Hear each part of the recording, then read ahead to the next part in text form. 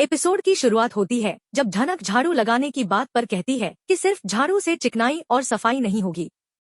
वह पुराने दिनों की याद करते हुए कहती है कि गांव में तो गोबर मिल जाता था जिससे अच्छे से सफाई हो जाती थी। वह बिना किसी को बताए गोबर लेने बाहर चली जाती है। उधर घर में तनुश्री, पायल और बाकी लोग शॉपिंग की प्लानिंग करने लगते हैं।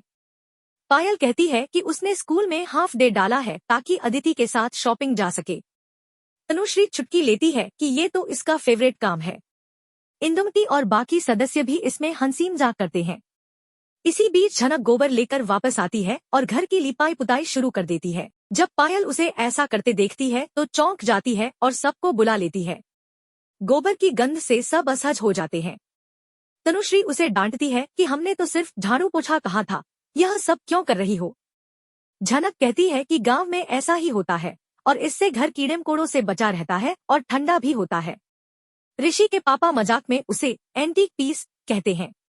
इंदुमती, तनुश्री और बाकी घरवाले हंसी में शामिल हो जाते हैं।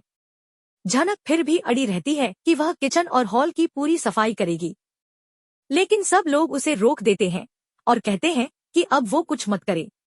दूसरी ओर अर्शी चाय पी रही होती है तभी मून आती है। अर्शी गुस्से में पूछती है कि वह बाइक से क्यों आई, क्या ऋषि को उसकी जिम्मेदारी समझ नहीं आती। मून कहती है कि वह खुद बाइक से आना चाहती थी और ऋषि की सर्विस कार प्रोफेशनल काम के लिए है। अर्शी को उसकी यह बात पसंद नहीं आती और वह रेप्यूटेशन की बात करने लगती है।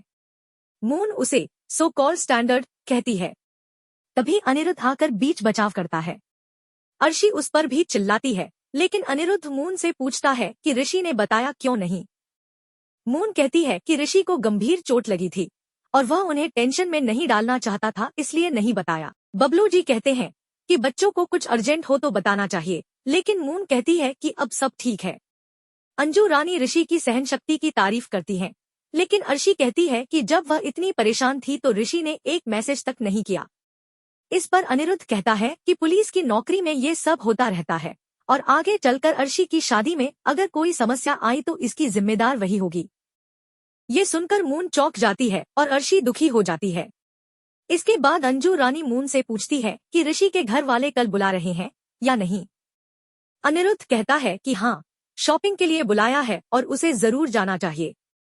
मून पूछती है कि उन्होंने सीधे कॉल क्यों नहीं किया, तो अनिरुद्ध बताता है कि वे लोग ट्रेडिशनल हैं, फ्रंट टू फ्रंट बात पसंद करते हैं, इसलिए उन्होंने उसे इन्फॉर्म किया। अर्शी गुस्से में मून से कहती है कि जब उसने शॉपिंग के लिए साथ चलने को कहा तो उसे दिक्कत हुई, लेकिन अब ऋषि के घर वाले शॉपिंग के लिए बुला रहे हैं तो उसे सब ठीक लग रहा है। मून विनम्रता से मना करती है कि वो अपनी माँ से पैसे नहीं लेना चाहती।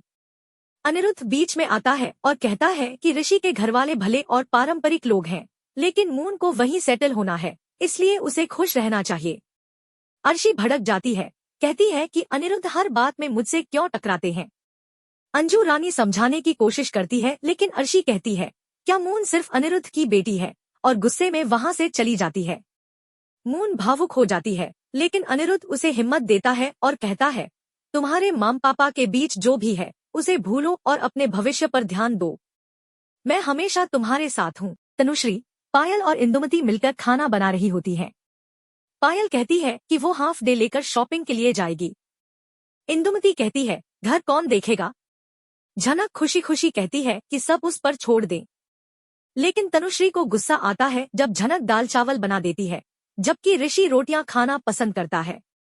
झनक सफाई देती है, लेकिन सब उसकी मनमानी पर नाराज हो जाते हैं।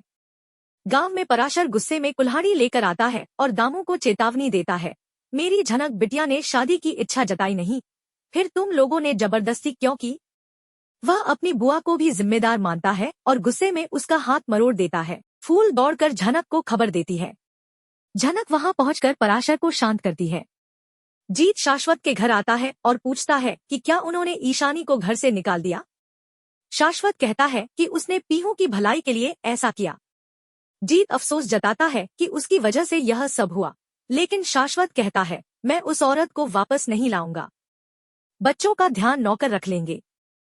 पीहू खुशी से जीत को गले लगाती है।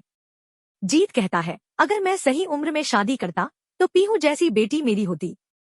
पीहू घूमने जाने की जिद करती है, लेकिन परिवार वाले उसे पढ़ाई पर ध्यान देने को कहते हैं। अंत में शाश्वत मान जाता है कि पीहू जीत के साथ फार्म हाउस जा सकती है।